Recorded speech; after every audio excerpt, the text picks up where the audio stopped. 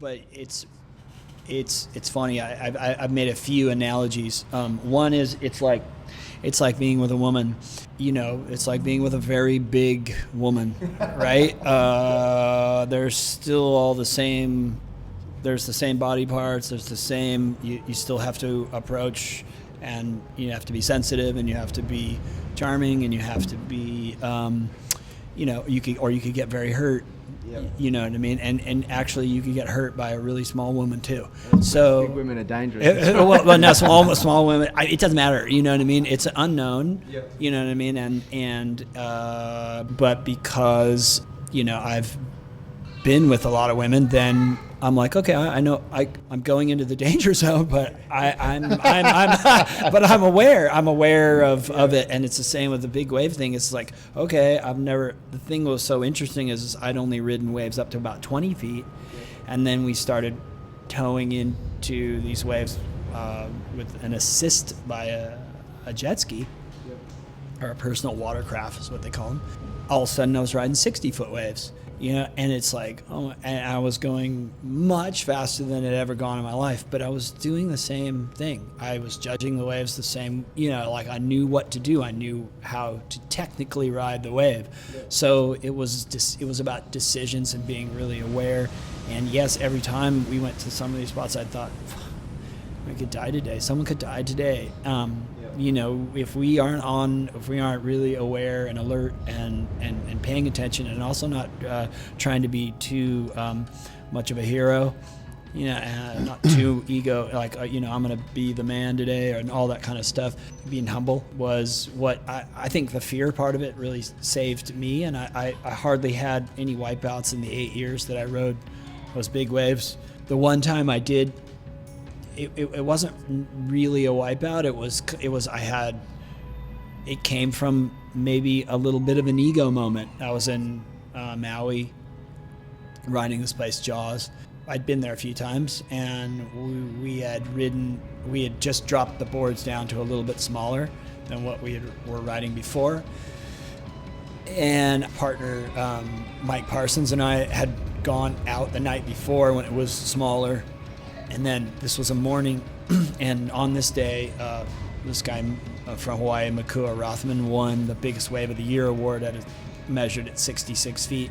It was in the morning, the waves are absolutely giant, and I think this might have been my second wave, and I was riding along, we were going into a wave, and I had just thought, I have a performance background, and a lot of the big wave riders don't, and so I was like, man, I can let go right now, and I can performance my way.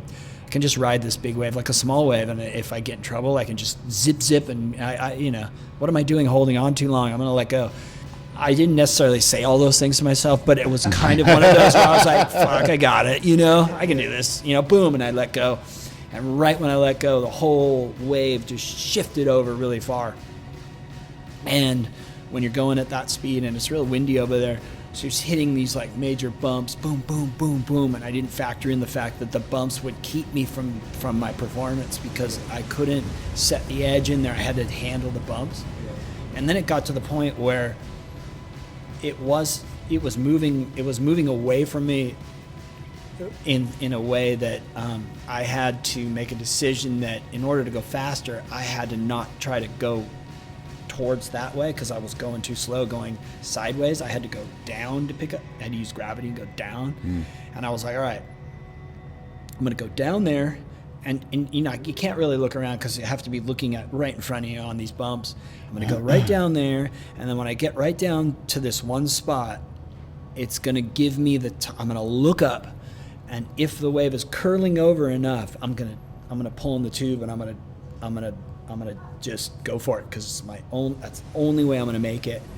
If it doesn't look like it's like pitching out, like, because sometimes if they don't hit a shallow part, the wave won't pitch out. It'll crumble. You can't, Then like all this is going on in the matter of 1 second. Yeah.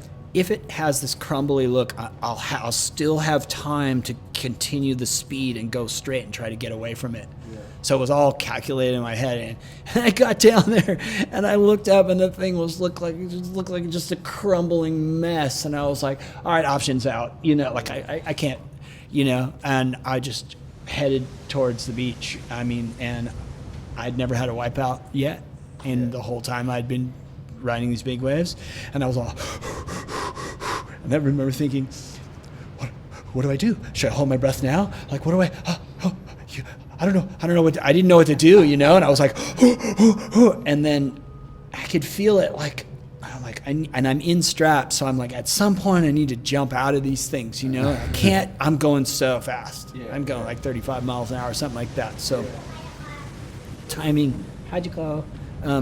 The timing has got to be just right, and it broke behind me, went like this, and I jumped off, and I felt like when I jumped off, I was like a torpedo underwater heading towards the beach. I could even feel like my hair being like parted down, like I was like I could feel this crazy amount of power just like that, and then all of a sudden it went, and I was like, I was underneath Niagara Falls, just the power was just nothing I'd ever felt before, kind of the same maybe situation as a giant woman, like, you know what I mean? But like, I was just insane. And fortunately, I had linked up with a guy who I'd done a lot of rolfing with in the past, about 10 years, and he's a martial artist, and he did a whole breath class where you're breathing and doing this I never even heard of the breathing before, and I did this whole thing like 3 weeks before this thing, and I realized after doing all this breathing that when I let my breath out, I could hold my breath for like 4 minutes or something crazy. So when I was underwater, getting tumbled around, all that stuff, I just went into the zone of like, I'm okay. Yeah. I'm okay. I don't need air. I don't need air, and that really helped me. Because if you're in a place where you can't be like, hey, look, I don't like this anymore. Yeah. Let me press a button here so I can get some air now. No way. Yeah. It's just, I mean, it's just the power is, the power is so impressive. Yeah. Yeah. So anyway, I came up from that, and then I had to do there were 2 more waves coming. I had to do it 3 times. It was crazy. And then Kelly Slater came along and tried to save me, and he missed. And it's a funny story. But the big wave thing is you can't be too egoed out. Unreal to have you on here, and looking forward to the next one. Thanks so much, and I just want to thank my son for being such a good. Yeah, how good was he? A good little human here. Yeah, letting Papa do his thing. Lasted like 2 hours or something. Yeah. Kids have how good. Luck out there. Kalisha's been amazing.